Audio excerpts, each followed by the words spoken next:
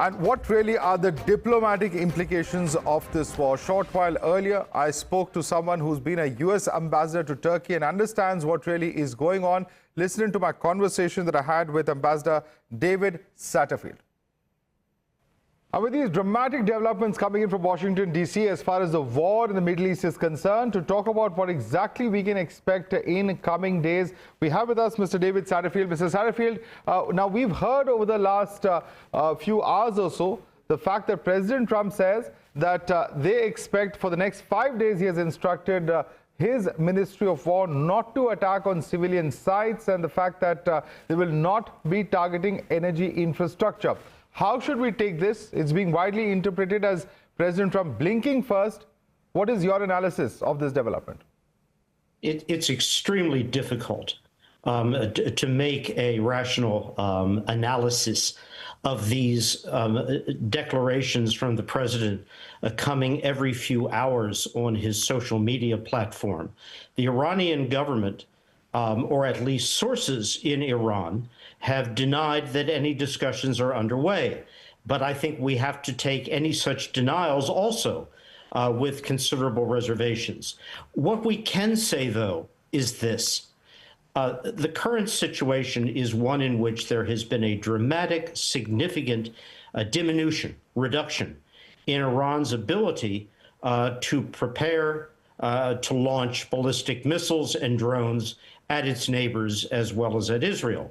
But Iran's ability to keep the Strait of Hormuz closed, Iran's ability to continue to target GCC states and Israel, although diminished, remains very, very significant. And that has to be addressed. Is there a way that a deal, an arrangement can be found which brings this conflict to an end in an enduring fashion and does not produce a situation, this is critical, in which Iran declares victory and in fact has the ability to resume threats to close the strait again when it chooses? That would be an extremely unfortunate development. Right. So you, of course, highlighted the importance of keeping the Strait of Hormuz closed.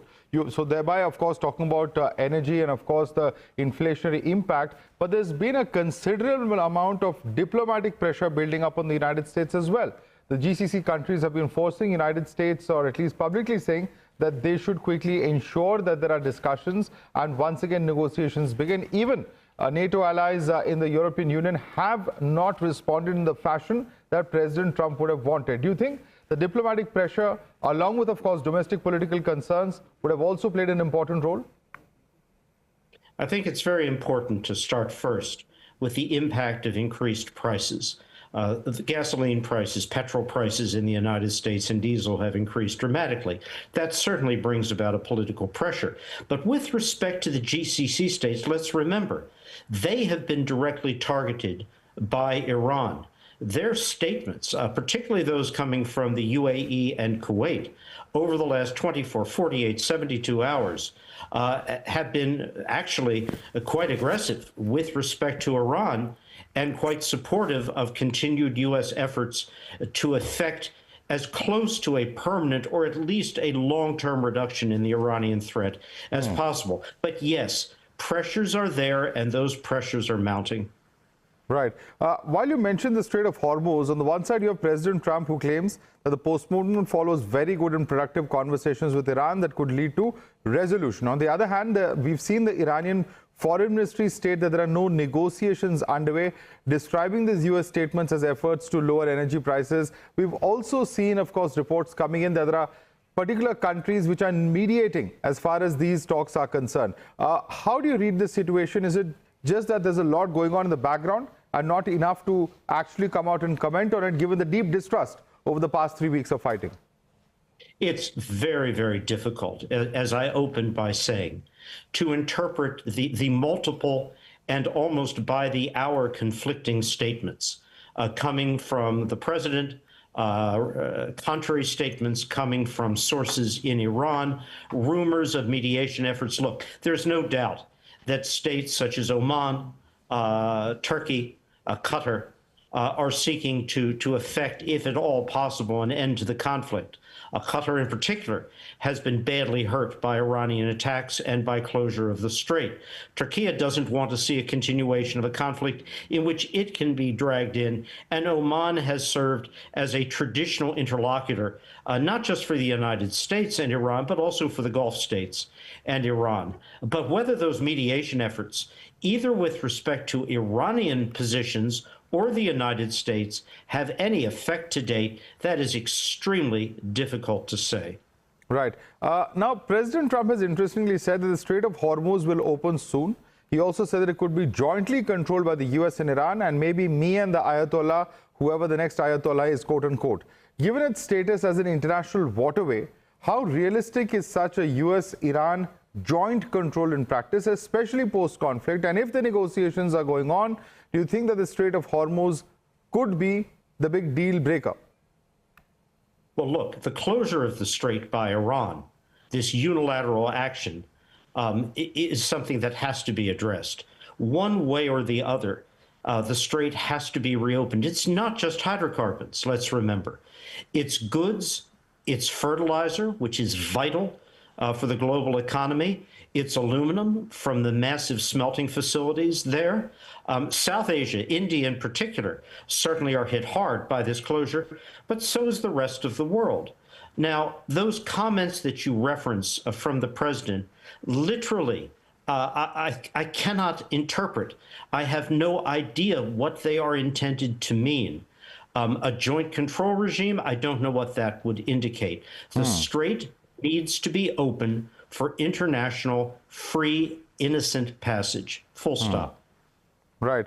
There's also immense damage that has been reported from several Iranian cities from these ongoing US-Israel strikes. There have been power outages. There have been high civilian casualties. Iran's health ministry puts it at 1,500. There are targets which include the nuclear sites like Natanz. Now, how might these deep strikes affect Tehran's decision-making calculus at the moment? I think the Iranian regime, whoever composes it at the moment, and there's a question mark there, that regime believes it is winning. Let's remember, this is an asymmetrical combat. The party, Iran, that has asymmetrical lower power than the United States and Israel, wins simply by surviving. The dominant powers, militarily, Israel and the United States, must have an absolute victory or they are perceived as losers. That's the dilemma in conflicts of this kind. I don't believe the Iranian regime at the moment perceives the need necessarily to come to any negotiated outcome that could be read as a concession or a surrender, and that's the problem. And that's really the point, because at the beginning of the conflict, we were told that it is a regime change. Later, we were told that it's the nuclear weapons that we're targeting and the nuclear abilities of Iran. Do you think that, as an off-ramp, as an explanation to the people of the United States and the world, what exactly will President Trump be able to say if these talks do succeed within the time frame of 5 days, for instance, as to what U.S. has been able to achieve with this conflict?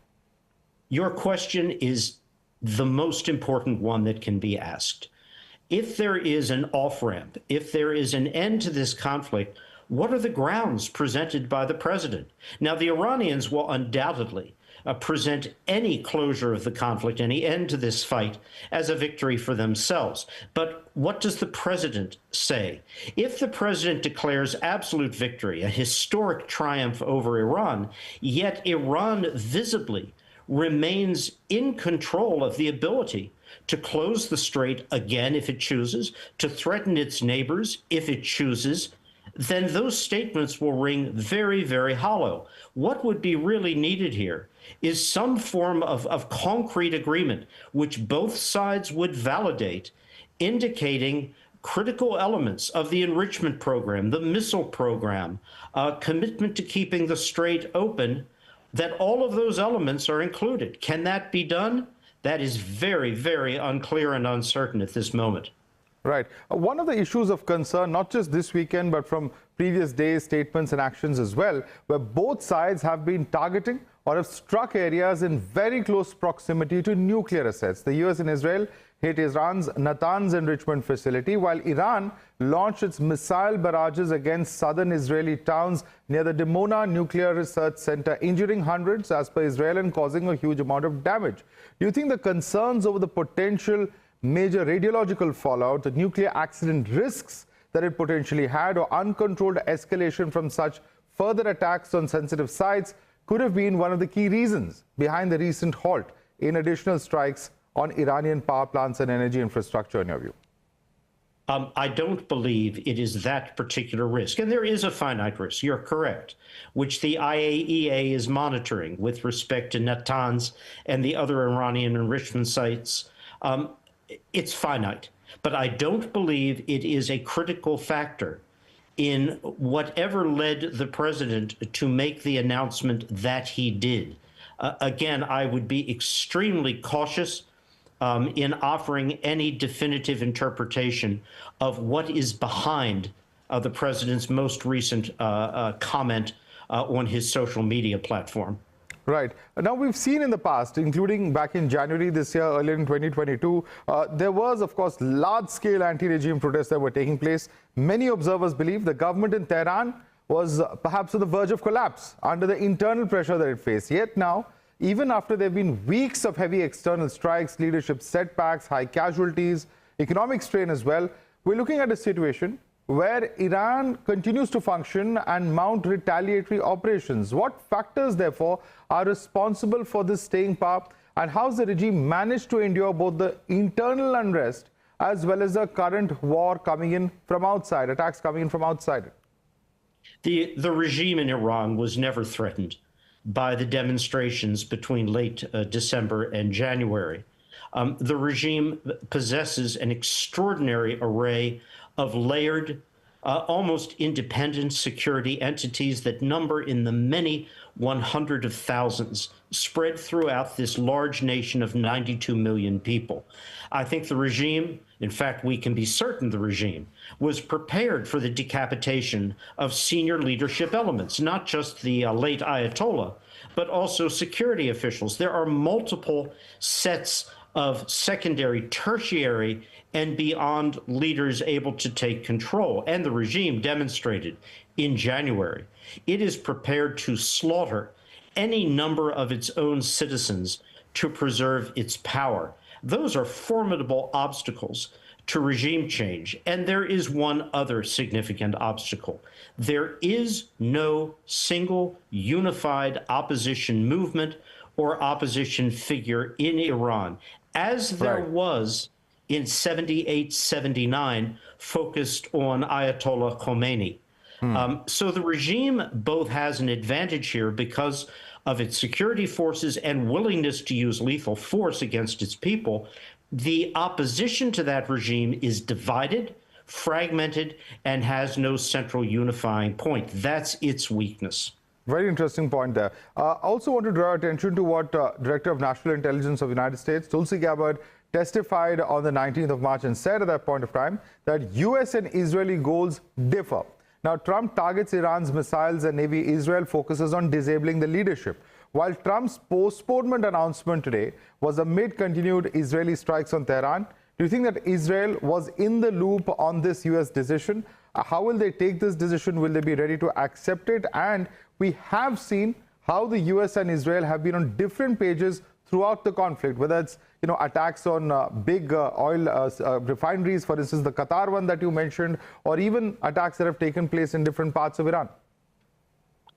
I think there are many points of absolute alignment in terms of strategic goals between Israel and the U.S. The diminution, as far as can be done, of the capacity to resume enrichment research, the desire to account for the 460 or so kilograms of highly enriched uranium and remove it from Iran, and the desire to see Iran's ballistic missile program, at least those missiles that are not very short range, that has to come to a halt. On that, the U.S. and Israel completely aligned. But with respect to the other differing points of view, the United States does not wish to see chaos in Iran. It does not want to see an Iran, or I would add a Syria, in which the country is fragmented. Radical elements, divisive elements can take advantage of that fragmentation and pose threats to the region, to Iran's neighbors, and to the global community.